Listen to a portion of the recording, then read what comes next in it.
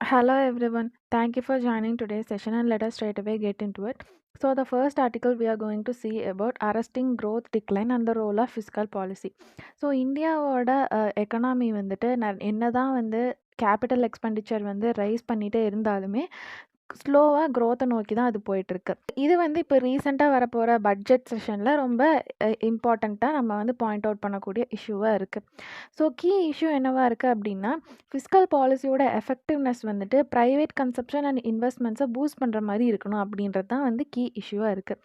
So historical பெர்ஸ்பெக்டிவை நம்ம understand பண்ணிக்கிட்டா மட்டும்தான் நம்ம நல்ல க்ரோத் டெண்டன்ஸை அனலைஸ் பண்ணி அதுக்கேற்ற மாதிரி நம்ம பாலிசிஸை கொண்டு வர முடியும்.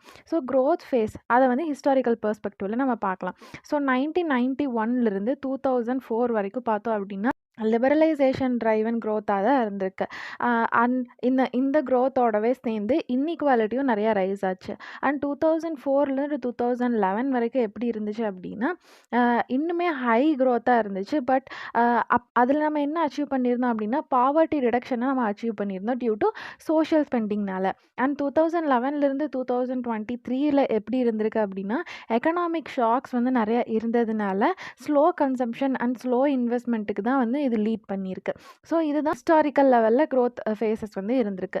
ஸோ 2004லேருந்து 2000 வரைக்கும் இருக்க பீரியட் வந்து ரொம்ப கன்சம்ஷன் வந்து ஃபாஸ்டராக இருந்திருக்கு. அதுவுமே பாட்டம் 80%ல மட்டுமே நிறைய ரைஸை வந்து நம்ம பார்த்துருக்கோம்.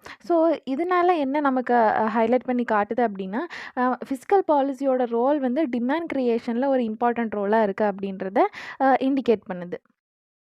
So fiscal expenditure and growth impact எப்படி இருக்குது அப்படின்னு பார்க்கலாம். First one effectiveness and fiscal spending demands on composition பற்றி பார்க்கலாம். ஸோ இதில் கேபிட்டல் எக்ஸ்பெண்டிச்சர் பற்றி பார்க்கலாம். அதாவது infrastructure projects, dams, nuclear plants இது மாதிரி எல்லாம். ஸோ இந்த மாதிரியான கேபிட்டல் எக்ஸ்பெண்டிச்சர் ப்ராஜெக்ட்ஸ் வந்துட்டு லாங் டேர்மாக வந்து க்ரோத்தை வந்து லீட் பண்ணும். பட் இதில் நமக்கு ப்ராஃபிட்ஸ் அண்ட் சேவிங்ஸ் தான் வந்து அதிகமாகும். நமக்கு கன்சம்ஷனை விட இதுதான் அதிகமாக இருக்க மாதிரி இருக்கும். அண்ட் ஹை இம்போர்ட் டிபெண்டன்சி இருக்கிறதுனால டொமஸ்டிக் இம்பேக்டை வந்து இது வந்து ரெடியூஸ் பண்ணுது. இது எல்லாம் தான் கேபிட்டல் எக்ஸ்பெண்டிச்சர் ப்ராஜெக்டில் நமக்கு கிடைக்கக்கூடிய அட்வான்டேஜஸ். அண்ட் ரெவன்யூ எக்ஸ்பெண்டிச்சர் சச்சஸ் வந்து எம்ஜி நரேகா, சோஷியல் ட்ரான்ஸ்ஃபர்ஸு இந்த மாதிரி பண்ணுறதை பற்றி என்ன இம்பேக்ட் அப்படின்னு பார்த்தோம் அப்படின்னா டைரெக்டாக இது வந்து டிமாண்டை பூஸ்ட் பண்ணக்கூடியதாக இருக்குது. ஏன்னா வேஜஸ் வந்துட்டு நிறையா கொடுக்கறதுனால அது கூட்ஸ் அண்ட் சர்வீசஸில் தான் வந்து நிறையா ஸ்பெண்ட் பண்ண முடியும். அண்ட் ஹையர் மல்டிப்ளையர் எஃபெக்ட் வந்துட்டு இன்கம்லையும் எம்ப்ளாய்மெண்ட்லையும் நம்ம வந்து பார்க்க முடியும்னு சொல்கிறாங்க. ஸோ இதுதான் ஃபிஸ்கல் எக்ஸ்பெண்டிச்சர் அண்ட் க்ரோத் இம்பேக்டாக இருக்குது. ஸோ லெசன்ஸ் ஃப்ரம் 2004லேருந்து 2011 க்ரோத் என்ன எடுத்துக்கலாம் அப்படின்னா key drivers of high growth. So நம்ம social sector spending such as MG NREGA, right to education இந்த மாதிரி சோஷியல் செக்டார் ஸ்பெண்டிங் வந்து இன்க்ரீஸ் பண்ணுறதே நமக்கு வந்து க்ரோத்தை இன்க்ரீஸ் பண்ணுற மாதிரி இருக்குது. And higher rural wages, rural லெவலில் நம்ம ஹையர் வேஜஸ் ப்ரொவைட் பண்ணோம் அப்படின்னா கன்சம்ஷனை வந்து நம்ம பூஸ்ட் பண்ண முடியும். அண்ட் இதுவே டிமாண்ட் க்ரியேட் பண்ணுற மாதிரி இருக்கும். அண்ட் மோர் எம்ப்ளாய்மெண்ட், நம்ம அக்ரிகல்ச்சர் அண்ட் ரூரல் செக்டார்ஸில் இன்னும் நிறையா வந்து எம்ப்ளாய்மெண்ட் க்ரியேட் பண்ணலாம் அப்படின்றது இன்னொரு லெசனாக இருக்குது. அண்ட் இன்கம் ஷிஃப்ட் வந்துட்டு லோவர் இன்கம் குரூப்ஸை ஃபேவர் பண்ணுற மாதிரி இருக்கணும் அப்படின்றத இன்னொரு கீ டிரைவர்ஸ் ஆஃப் ஹை க்ரோத்னு சொல்கிறாங்க. So current challenges and policy responses என்ன அப்படின்னு பார்க்கலாம்.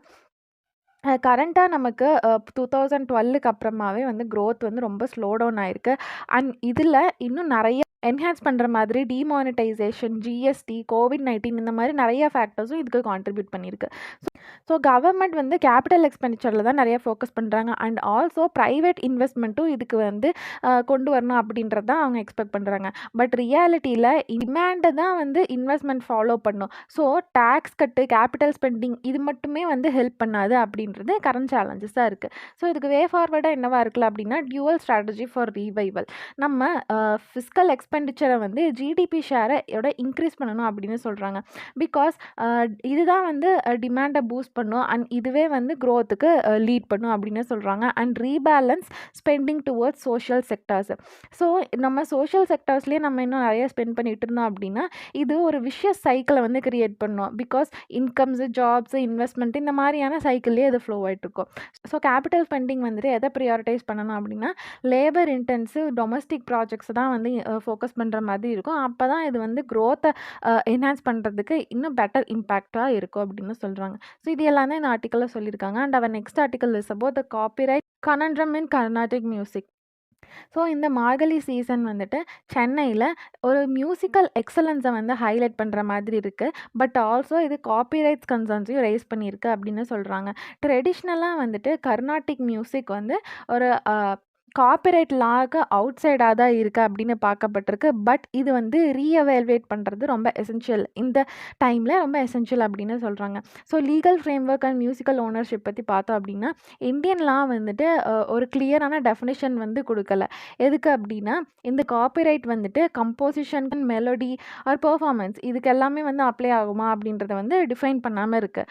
அண்ட் குளோபல் காப்பிரைட் லா வந்து எதை ஃபோக்கஸ் பண்ணி இருக்குது அப்படின்னா ரிட்டன் கம்போசிஷனை தான் ஃபோக்கஸ் பண்ணி இருக்குது. பிகாஸ் வெஸ்டர்ன் கிளாசிக்கல் இன்ஃப்ளூயன்சஸ்னால அண்ட் இந்தியன் கிளாசிக்கல் இம்ப்ரவைசேஷன்ஸ் வந்துட்டு அதை வந்து இக்னோர் பண்ணியிருக்க மாதிரி தான் குளோபல் காப்பிரைட்ஸ்லாம் இருக்குது.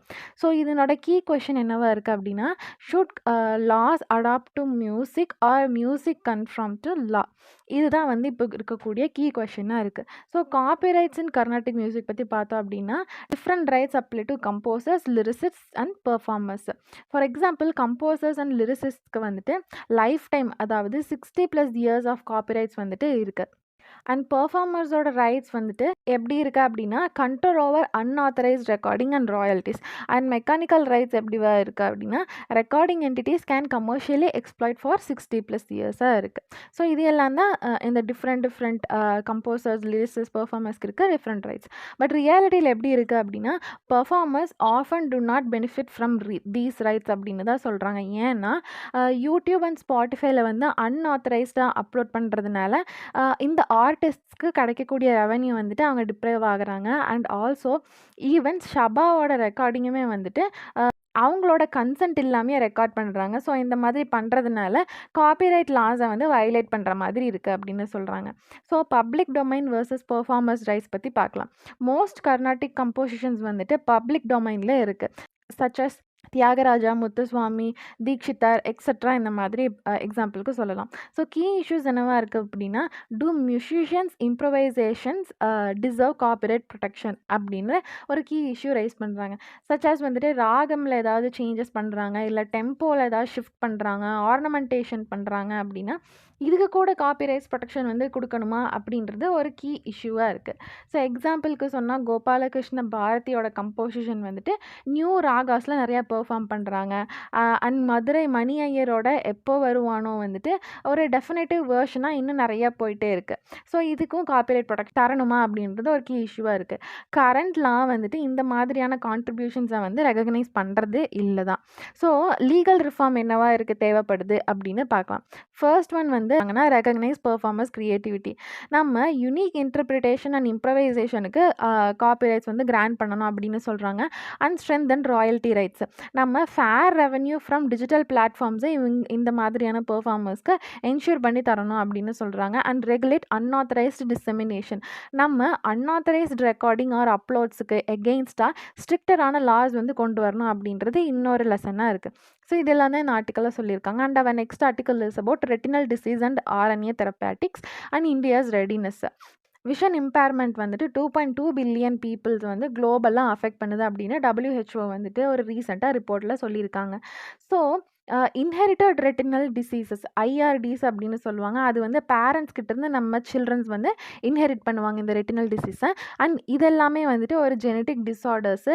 இது ப்ரொக்ரெசிவ் பிளைண்ட்னஸ்க்கு வந்து லீட் பண்ணும். ஃபர்ஸ்ட் வந்து அவங்களுக்கு விஷன் நல்லா தான் இருக்கும், ப்ரொக்ரெசிவாக அவங்களுக்கு விஷன் பிளைண்ட்னஸ் வந்து ஆகும்.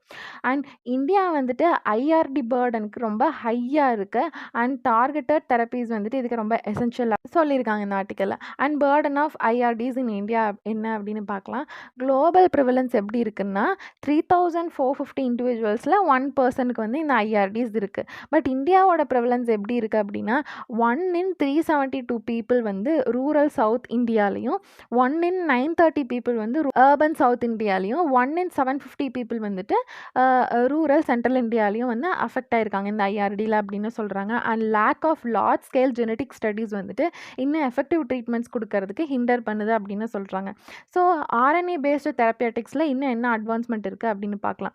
2017 வந்து FDA அப்ரூவல் வந்து கிடச்சிருக்கு for the first gene therapy for blindness. இதை வந்து RPE65 மியூட்டேஷன் அப்படின்னு சொல்லுவாங்க.